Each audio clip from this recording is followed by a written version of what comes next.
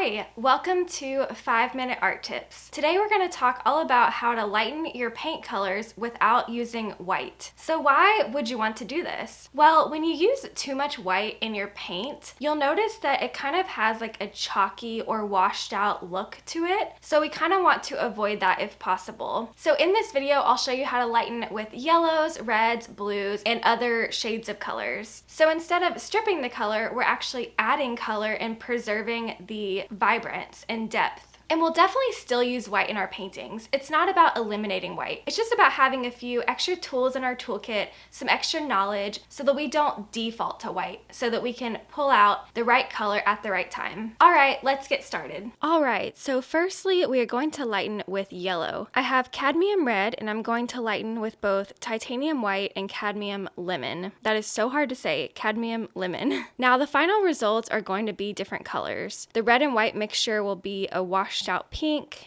and then the red and yellow will be a bit orangier. So it obviously does depend on what color you're going for, but the main thing to take note here is how much more vibrant the yellow version is. The red and white version is pretty flat looking, while the red and yellow jumps out and it feels very potent.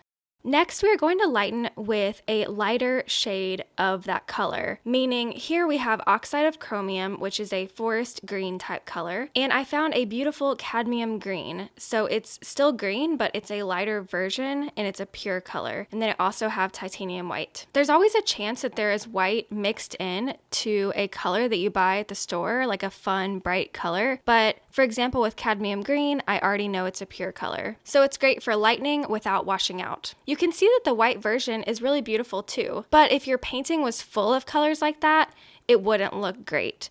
On the same coin, it also wouldn't look great if your painting was full of vibrant, bright, electric colors. You need a balance. You need earthy tones, whites, browns, vibrant, colorful. You need a mixture of everything. That's why this isn't about eliminating white. It's just about having multiple tools in your toolkit. That way you can decide what the best option is in any moment while you're painting. Next, we'll try lightening with blue.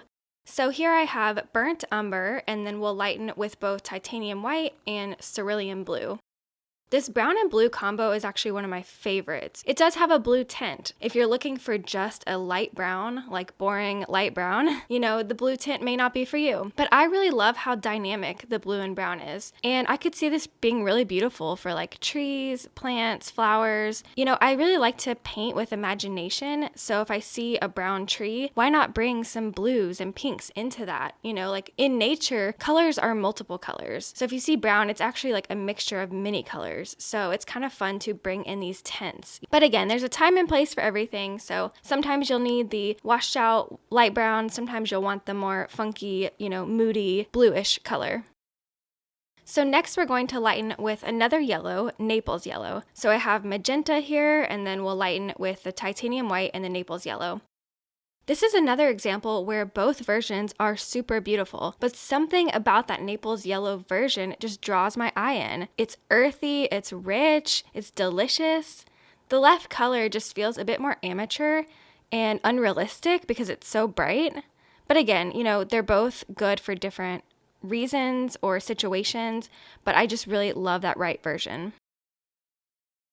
And lastly, I'll show you an example of lightening with red. So we have burnt sienna, and I'm going to lighten with titanium white and cadmium red.